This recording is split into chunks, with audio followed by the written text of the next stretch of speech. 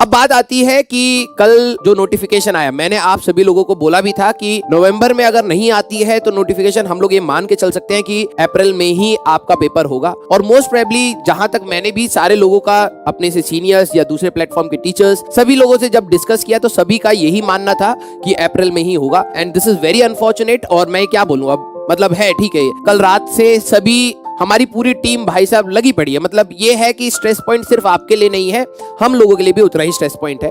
अब blame game में जाने से बेटर है कि हम लोग अब तैयारी करें। That is only the option we have. हम लोगों का, मैं कई बच्चों का वो देख रहा था कि हम लोग ट्विटर कैंपेन चलाएंगे, ये चलाएंगे, वो चलाएंगे। मैं आप सभी लोगों को उस चीज का, आपके पास फ्रीडम है, राइट है, आपको करना चाहे तो आप कर सकते हैं। लेकिन मैं तब भी आप सभी लोगों को यही बात बोलूंगा कि जो आपके पास समय है उसको आप पहले ही यूटिलाइज करें अपने पढ़ाई के लिए। फिर आप कोई भी कैंपेन चलाना चाहें आप चलाइए, मैं उसके लिए बिल्कुल मना नहीं करूंगा, दैट्स योर राइट।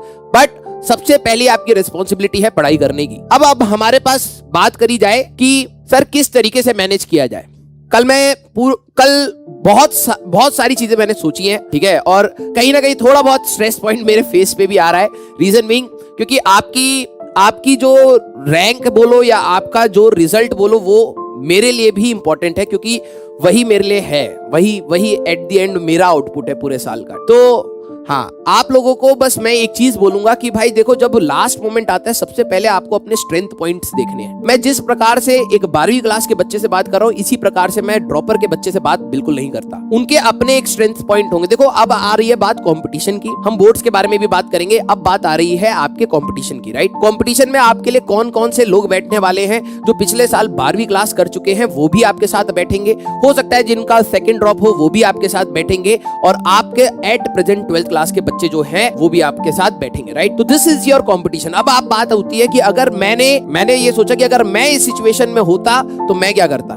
मैं अपने आप को पॉजिटिव रखने की सबसे ज्यादा कोशिश करता, और वो किस प्रकार से करी जा सकती है, by just thinking about the positive points, या आप अपने स्ट्रेंथ पॉइंट्स को ध्यान रखिए। सबसे पहली बात देखो, मैं ड्रॉपर्स के लिए ये नेगेटिव पॉइंट नहीं कर रहा। अगर कोई बच्चा यहाँ पर ड्रॉपर का है तो प्लीज ये चीज सुन के डिमोटिवेट मत होना, क्योंकि मेरे सामने अभी 12वीं का पूल है, तो मेरे को मोटिवेट करने के लिए कंपटीशन में उनको उनके स्ट्रेंथ पॉइंट्स बताने पड़ेंगे। तो अगर आप ड्रॉपर के हैं तो प्लीज इस चीज से डिमोटिवेट मत होना। आपके अलग पॉजिटिव पॉइंट्स है, वो मैं अभी नहीं बताऊंगा, वो आपको आपके टीचर्स बताएंगे। 12वीं क्लास के जितने भी बच्चे हैं उनके सबसे बेस्ट पॉइंट ये होता है कि आप बोर्ड्स की तैयारी कर रहे होते हैं।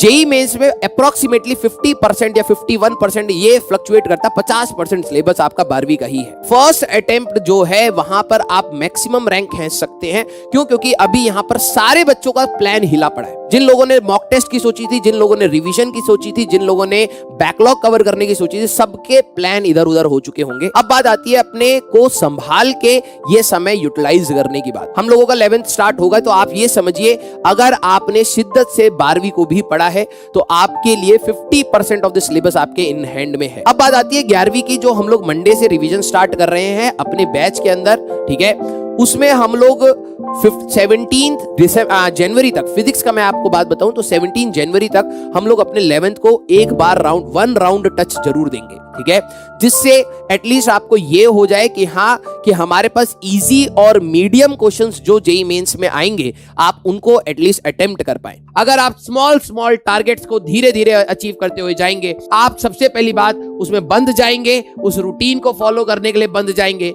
आपके